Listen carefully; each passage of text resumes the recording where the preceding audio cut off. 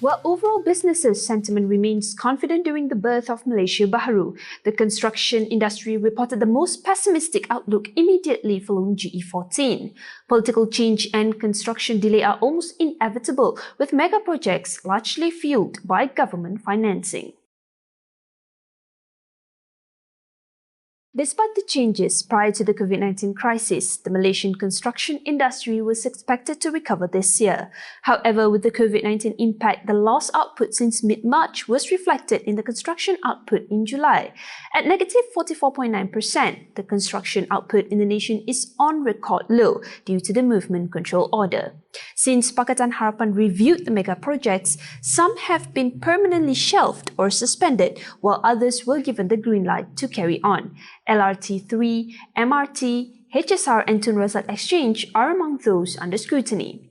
Following the ascension of Pakatan Nasional as the governing coalition on March 9, the talk on the revival of the mega projects are still in the media highlight, with ECRL appearing to be the top issue in narration.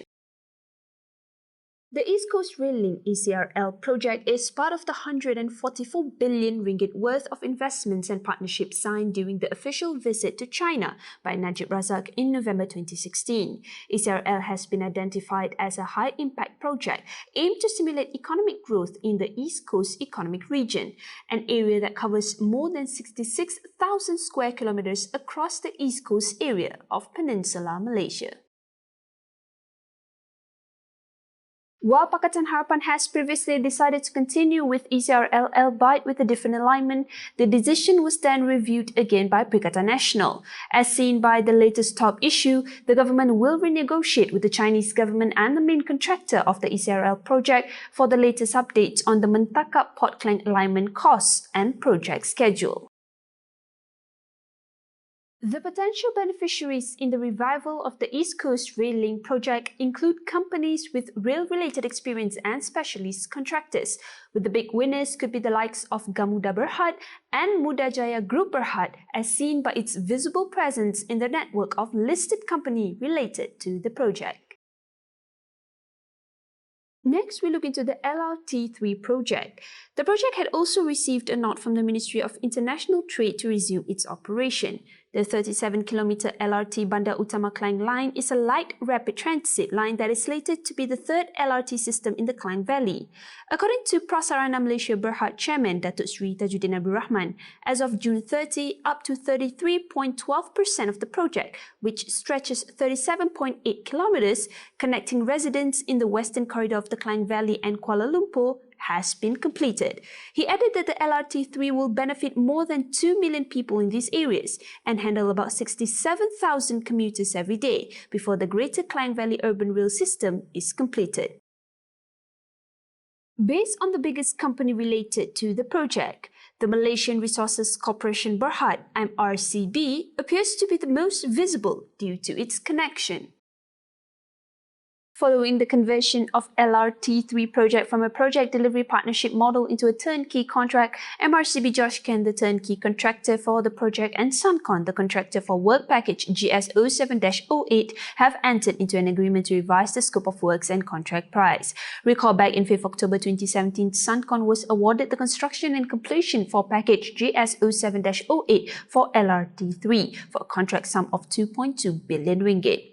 Pursuant to the newly signed agreement, the design and scope of the project has changed and the project sum is revised to 1.3 billion ringgit, representing a reduction of 0.9 million ringgit. Consequently, with the downward revision in contract sum, Suncon has trimmed their financial year 2021 and financial year 2022 earning forecast by 6.0% and 6.5% respectively to reflect the downward revision in contract sum.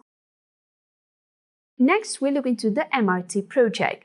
The MRT is one of the biggest projects in Malaysia for the recent year. Its initial routes went through numerous realignments. The first Kajang Sungai Buloh line commenced construction in July 2011 and was completed in 2017.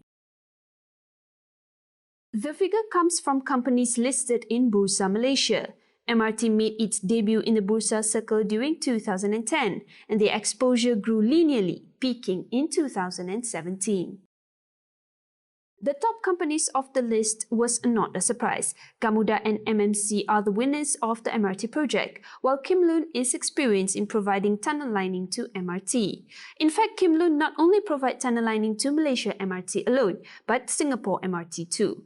In the case of Gamuda, the companies had engaged in MRT activities before 2010, and it was Kaohsiung, Taiwan MRT projects. If we look at the biggest companies around MRT, we could see that MMC and Gamuda are among the visible names despite not being closely associated. On January 17, MMC Corp Berhad and Gamuda Berhad have formalized their roles in the Mass Rapid Transit Sungai Buloh Serdang Putrajaya SSP line MRT2 as joint turnkey contractor from project delivery partner previously. 3 days after the agreement on January 20, shares in both MMC and Gamuda rose from 99 cent to 1 ringgit, while Gamuda rose 1 cent to 4 ringgit and 11 cents. Despite the unprecedented occurrence of the global pandemic and slump in oil price, the nation appears to remain committed in its infrastructure spending. While the mega projects have a ripple effect to the economy and the public, the benefactors appears to be mostly concentrated by the giant conglomerate of the nation.